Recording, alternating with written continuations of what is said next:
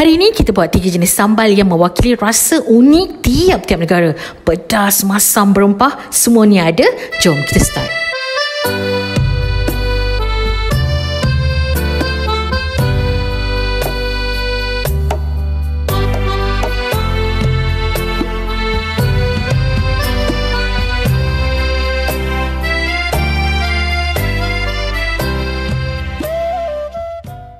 Ini adalah sambal belacan yang pertama, Nam Prik Kapi.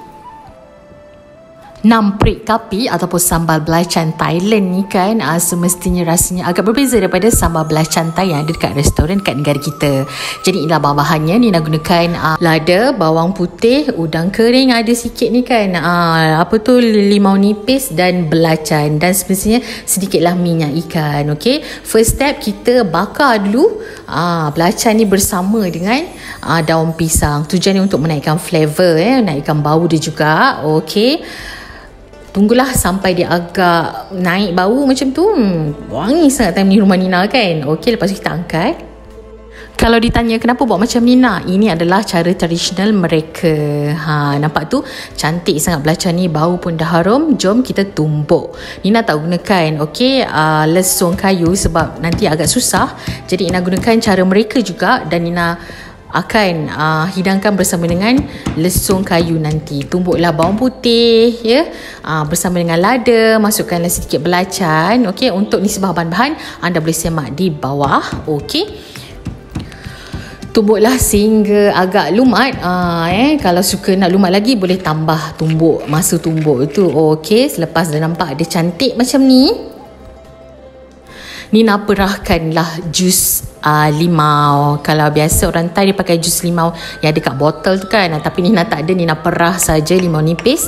Tambahkan sikit udang kering. Kalau nak sedap lagi, kalau ada udang kering yang besar-besar kat rumah tu, boleh sangai dulu. Letakkan sedikit minyak ikan, okey, ataupun minyak sotong. Letakkan sedikit garam, gula, and then tumbuklah rata. Dah, alhamdulillah, dah siap, dah cantik, dah sedap dah pun. Biasanya orang Thailand akan makan Nam Prik Kapi ni bersama dengan ikan yang sudah digoreng, telur dadah, beberapa ulam-ulaman. Tapi hari ni Nina cuma ada ikan goreng dan juga petai sahaja. Dah siap Nam Prik Kapi Thailand. Rasanya agak kemasaman sebab mereka memang suka kepada masam, dan rasanya agak kuat sikit sebab belacan yang nak gunakan tadi adalah belacan daripada Thailand. Jadi untuk sambal yang kedua semestinya daripada Indonesia, iaitu sambal terasi tomat. Sambal ni adalah antara sambal favourite Nina juga untuk sambal belacan, sebab Nina suka tomato dan rasa dia sangat umami bagi Nina. Bahan-bahan yang digunakan pun senang, yang guna metod menggoreng semua. Bawang putih, bawang besar, limau, belacan, gula jawa, okey, dan beberapa biji lada. Nak pedas tambahlah ya. Jadi for the first step, Nina goreng dulu kita punya belacan. Mereka panggil terasi kalau belacan kat sana. Jadi dah goreng sampai garing, barulah Nina goreng ke semua bahan-bahan tadi, kecuali gula jawa tadi. Okey, Nina goreng sehingga bahan-bahan yang kita nak ulek sekejap lagi agak melayu sahaja. Tak perlulah sampai garing ya. Agak-agak dia dah layu dan boleh terus angkat.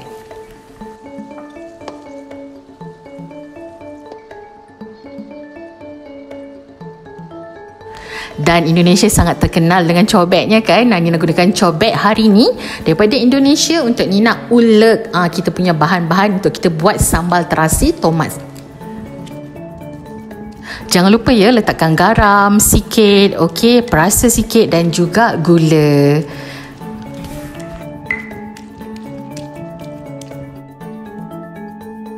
Ini adalah pengalaman pertama Nina untuk ulek sambal. Agak mencabar juga, dan coba ini sangat-sangatlah berat kan. Tapi tak apa, proses belajar memang ambil masa kan. Okey, dah siap sambal terasi tomat ni. Nina perahkan dengan limau nipis. Tak ada limau nipis, pakailah limau kasturi. Rasa dia dah balance, pedas, masam, umami semua adalah.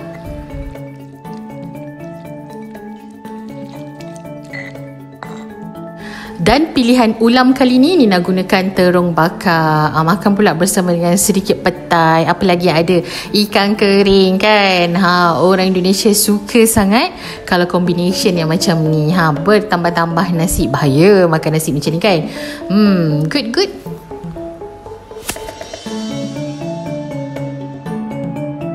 Okey, sambal terasi tomat dah pun siap.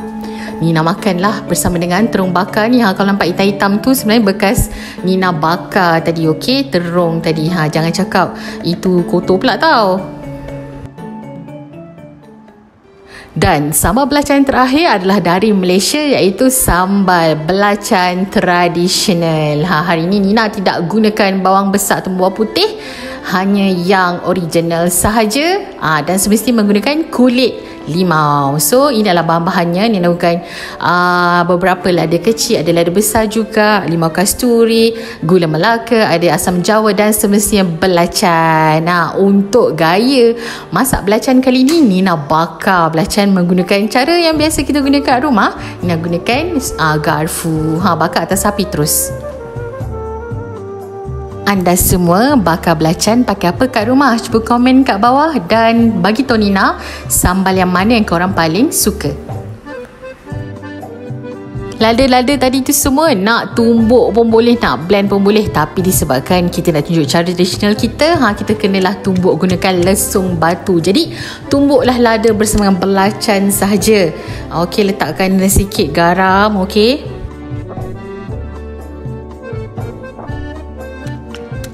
dah lumat, Nina terus masukkan gula Melaka. Dan inilah yang paling penting, perahan jus limau kasturi dan semestinya kulit limau kasturi itu sendiri. Dan Nina gaul rata. Jangan lupa kita punya sedikit air asam jawa. Memang sangat sedap dengan izin Allah, insya-Allah. Dan kita gaullah rata. Baru nampak macam ni dah terliur dah kan, makan dengan nasi putih ataupun ulam-ulaman.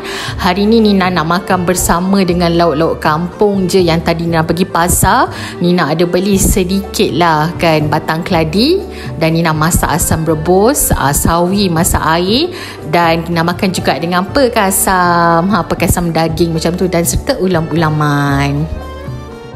Alhamdulillah dah setelah semua. Memang susah kan nak pilih mana yang paling sedap, tapi bagi Nina, Malaysia is the best sambal lah, termasuklah Indonesia dan juga Thailand, tak dilupai kan.